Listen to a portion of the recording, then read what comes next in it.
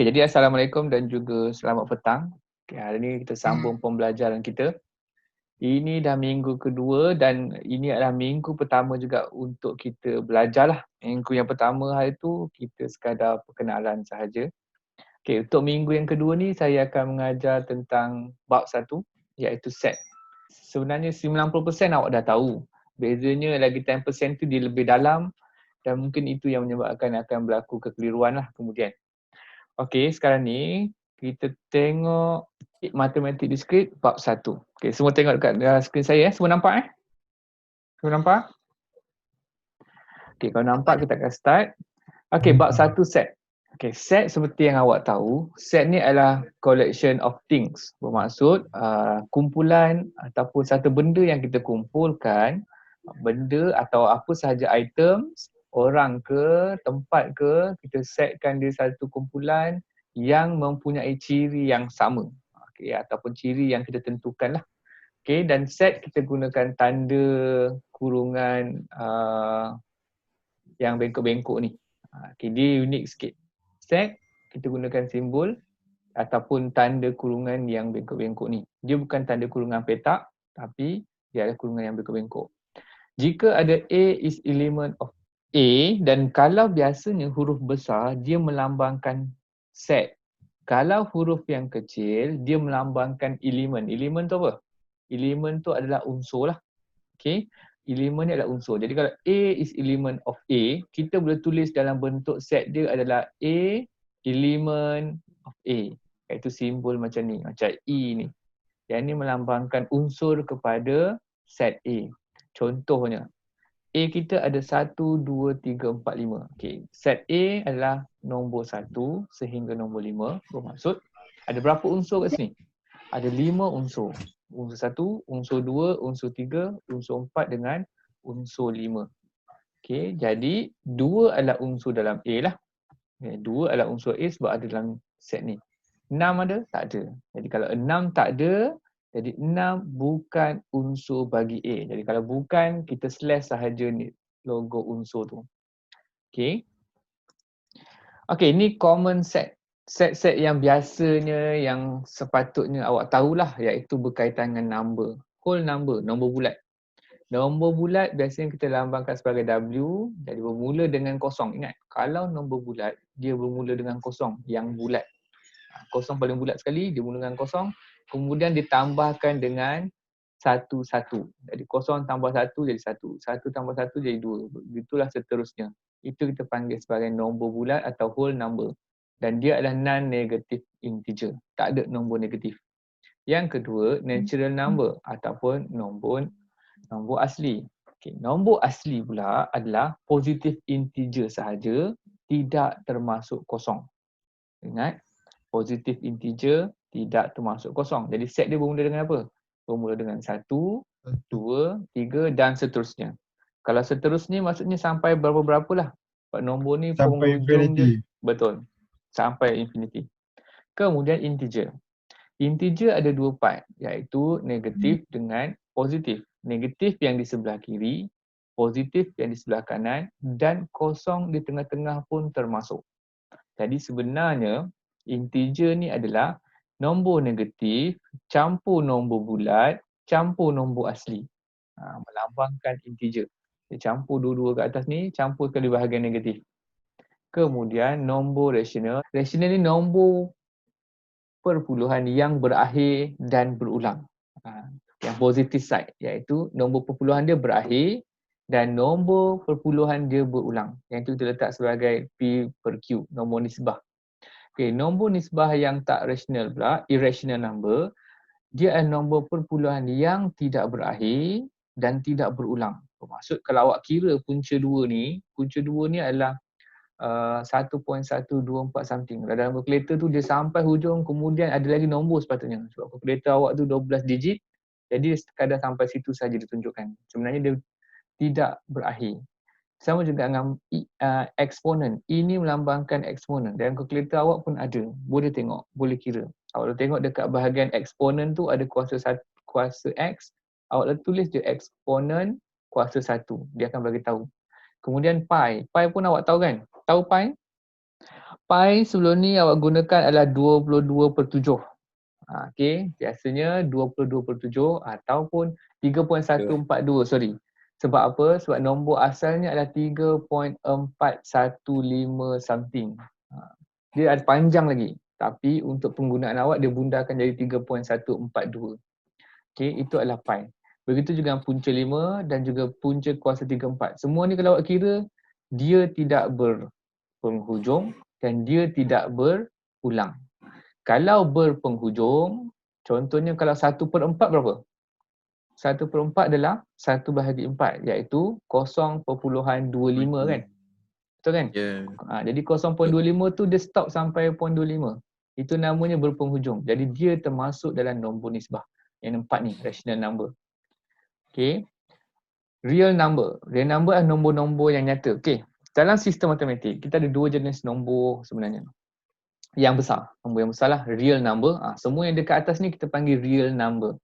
Nombor yang nyata. Boleh dikira. Walaupun tidak berpenghujung pun kita boleh kira. Satu lagi nombor adalah nombor hayalan. Nombor ni sebenarnya adalah punca negatif 1 ataupun I. Sebab kita tak boleh kira. Real number ni kita tak boleh kira secara nyata. Contohnya awak kira punca negatif 1.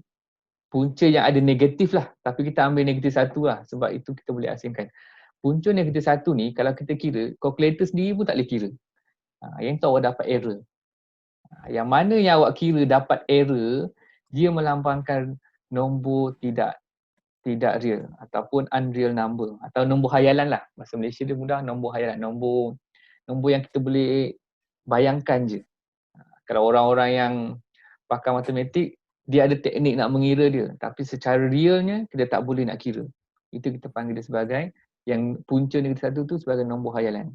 Nombor yang lain ni kita boleh kira. Iaitu matematik advance lah. Saya belajar pun tak habis. Yang I tu. Dia ada simbol dia I. Dia I tu bersamaan dengan punca negatif 1. Tapi itu sekadar pengetahuan am saja. Okey, ada soalan tentang konsep ni. Ni semua nombor-nombor ni. Ada? Kalau tak ada, kita teruskan. Okey, cardinality. Kita masih lagi dalam bab set sebenarnya. Tadi tu adalah kita nak melambangkan bentuk set tu sendiri. Dan kita ambil contoh-contoh daripada nombor lah. Okey, cardinality ni apa? Slide saya ni, dia sebenarnya dalam bahasa Inggeris. Saya dalam bahasa Inggeris tapi saya terangkan campur-campur lah. Cardinality ni adalah number of different elements in set. Bermaksud, bilangan unsur tu yang berbeza. Bilangan unsur yang berbeza dalam sesuatu set. Kalau kat sini kita letak A, set A lah. Atau kita boleh tulis dia, bentuk dia adalah ini. Kalau soalan tulis macam ni, ada tanda garis pagar kiri dan kanan A ni, bermaksud dia nak mencari bilangan unsur. Bilangan unsur tu dalam apa? Yang ini. Dalam kurungan ni apa unsur-unsurnya? Contohnya kat sini A bersama dengan 1, 2, 3, 4, 5. Ada berapa unsur dia? Ada 1, 2, 3, 4, 5 lah. Ada 5 unsur. Jadi kita boleh tulis sebagai NA, bilangan kepada unsur A, ataupun pagar A ni. Pagar A ni nama dia adalah modulus A. Ingat nama dia kalau nak sebut yang pagar kiri kanan ni adalah modulus. Kalau A kat tengah-tengah jadi modulus A. Jawapannya adalah 5. Dia adalah bilangan kepada unsur tu. Kalau ada 10, 10 lah unsur dia. Yang berbeza. Yang berbeza. Okey. Subset. Subset pula adalah kalau kita panggil dia A subset kepada B, bermaksud all element set A, unsur-unsur dalam set A mesti ada dalam set B. Yang itu kita boleh panggil sebagai A ni adalah subset kepada B. Contoh, X adalah 1, 3, 6, Y 1, 2, 3, 4, Z 1, 2, 3, 4, 5. Okay, daripada 3 set ni, kita boleh katakan Y adalah subset kepada Z. Sebab apa? Y subset kepada Z sebab apa? Sebab unsur-unsur Y semuanya berada dalam Z. Tapi kita boleh kata tak Z ni subset kepada Y? Boleh tak? Boleh tak kita kata terbalik lah, macam terbalik. Z ni subset kepada Y. Sebab dia ada 5. Sebab tak ada 5. Tak cukup. Sebab Y tak merangkumi 5. Jadi Z kepada Y tak boleh. Y kepada Z boleh. Dan satu lagi X kepada Z pun tak boleh. Sebab apa? Walaupun 1 dengan 3 ada, tapi X ada 6. Tetapi Z pula tak ada 6. So, Z, X kepada Z kita tak dipanggil sebagai subset lah. Ataupun sebaliknya. Sebab dia ada nombor yang berbeza. Okey, dan satu lagi, setiap set dia adalah subset kepada diri sendiri. Contohnya X subset kepada X. Y subset kepada Y, Z subset kepada Z. Sebab memang diri sendiri cukup merangkumi dengan unsur-unsur yang ada dengan diri sendiri. Dan satu lagi fakta dekat sini ataupun saya boleh panggil trivia lah. Set kosong pun dikira sebagai subset untuk semua set. Ingat set kosong adalah subset untuk semua set. Bermaksud, kalau subset ni automatically set kosong dengan subset dengan diri sendiri adalah dikira subset kepada set tersebut.